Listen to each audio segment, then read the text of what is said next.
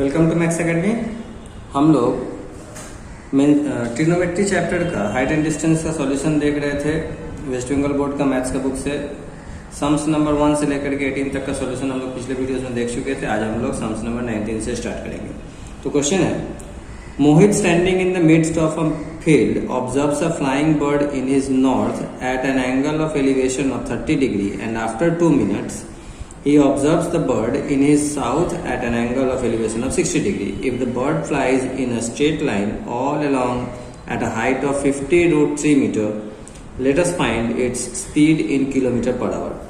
तो क्वेश्चन में बोला है कि मोहित एक मैदान के बीच में खड़ा है और वह जो है अपने उत्तर की तरफ जो है एक उड़ती हुई चिड़िया को देखता है जिसका एंगल रहता है 30 डिग्री और 2 मिनट बाद जो है वह दूसरे साइड में यानी कि साउथ में जो है उस चिड़िया को ऑब्जर्व करता है जिसका एंगल था 60 डिग्री।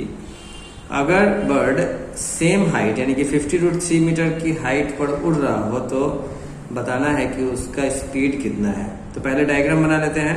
मान के चलते हैं कि ये जो है बर्ड उड़ रहा है, यानी कि सपोज ये नॉर्थ हो गया, ये साउथ हो गया और मोहित नीचे खड़ा है, यानी कि मान के चलिए यहाँ पर खड़ा है मोहित।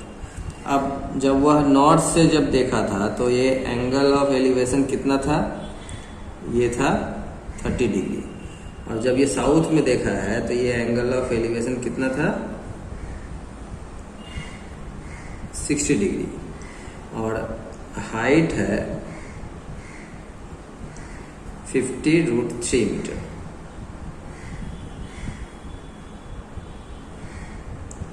तो हमें बताना है कि कितना किलोमीटर उसका स्पीड है। तो मान के चलिए ये है ए।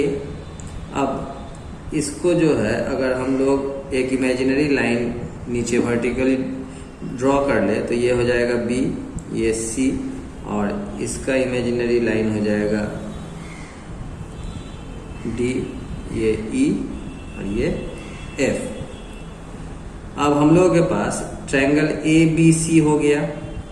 तो सॉल्यूशन में जो है हम लोग लिखेंगे in triangle A B C angle A C B equals to 30 degree और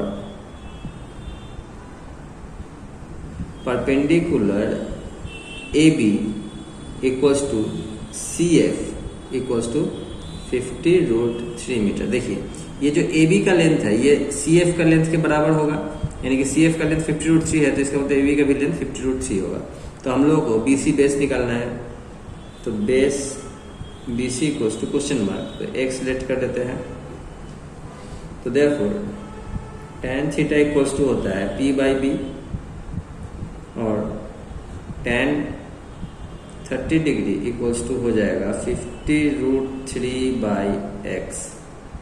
tan 30 का वैल्यू होता है 1/√3 इक्वल्स टू 50√3 बाई एक्स, यानी कि x इक्वल्स हो जाएगा 50 इंटू 3 यानी कि 150 metre.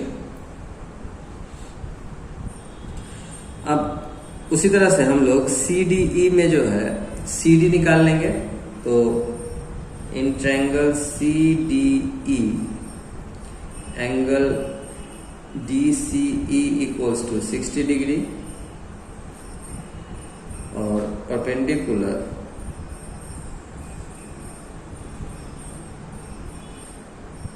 DE equals to CF equals to 50√3 metre. तो base CD equals to question mark, तो y लेट कर देते हैं हम लोग।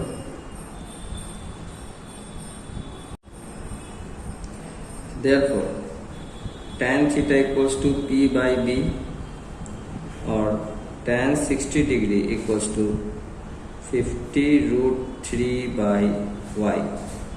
tan 60 का वैल्यू होता है √3 इक्वल्स टू 50√3 बाई y और y इक्वल्स टू ये √3 कट गया तो 50 मीटर।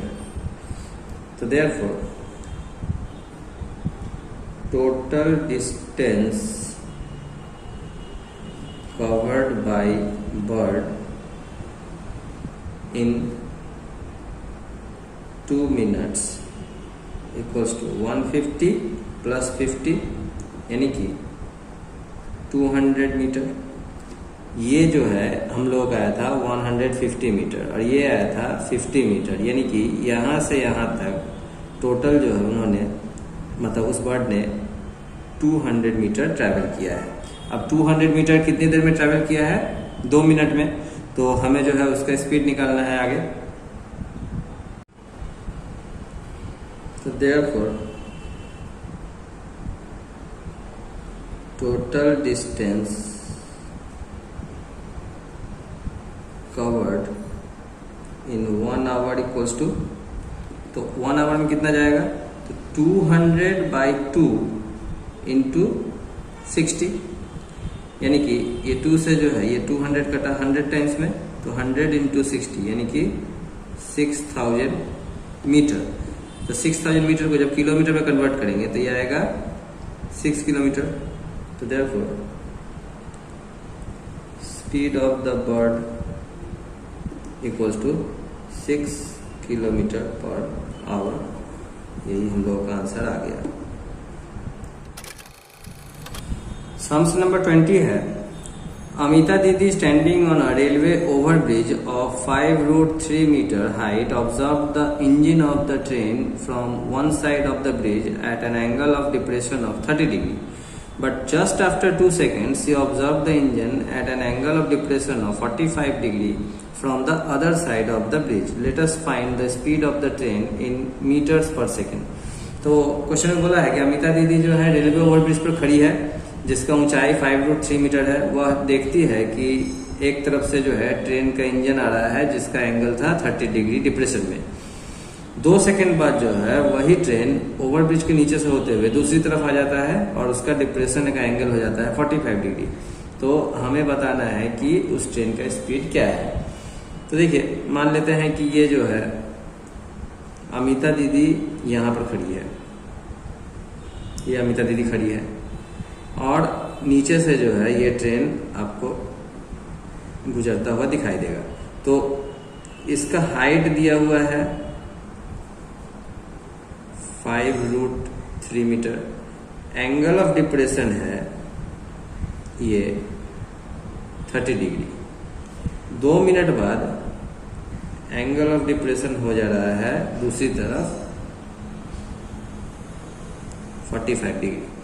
अब अगर इसको हम लोग एक वर्टिकल लाइन ड्रॉ करेंगे इस पॉइंट से, तो ये जस्ट ऐसा ही दिखेगा। अब इसमें ABCD लिख लेते हैं हम लोग। ये A B C D E F। अब अगर ये 30 डिग्री होगा तो ये भी 30 डिग्री ही होगा और ये 45 होगा तो ये भी 45 डिग्री होगा। अब in triangle BCF, in triangle BCF angle CBF equals to 30 degree और परपेंडिकुलर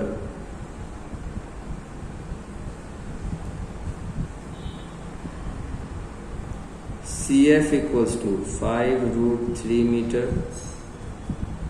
तो base BC equals to question mark, x let कर लेते हैं।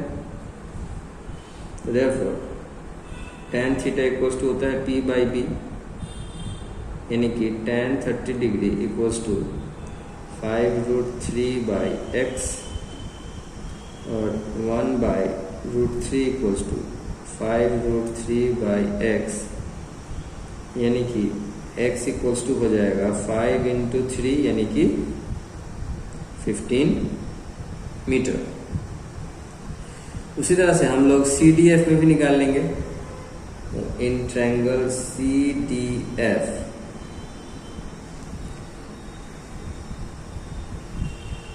Angle CDF equals to 45 degree perpendicular CF equals to 5√3 meter. So therefore base C D equals to question mark, इसको Y let कर ले रहे हैं। Therefore tan theta equals to होता है P बाई B और tan 45 degree equals to perpendicular है 5√3 by y। tan 45 का वैल्यू होता है 1 इक्वल्स टू 5 इंटू 1.732 √3 का वैल्यू बैठा दिया बाई y, यानी कि y इक्वल्स टू हो जाएगा, इसको 5 को जो है 1.732 से मल्टीप्लाई कर देंगे 8.66 आएगा।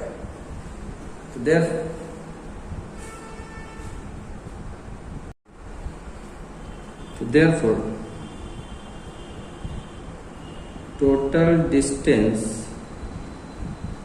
covered in 2 seconds equals to 15 plus 8.66 यानी कि 23.66 मीटर। तो therefore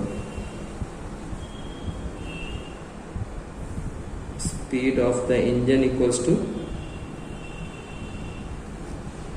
अब देखिए ये 2 सेकेंड का है तो हमें जो है स्पीड निकालना है पर सेकेंड, मतलब मीटर पर सेकेंड में, यानी कि 2 से डिवाइड कर देंगे, यानी कि 23.66 बाई 2, यानी कि 2 1 जा 2, 2 8 जा 16, 2 3 जा 6, यानी कि 11.83 मीटर पर सेकेंड।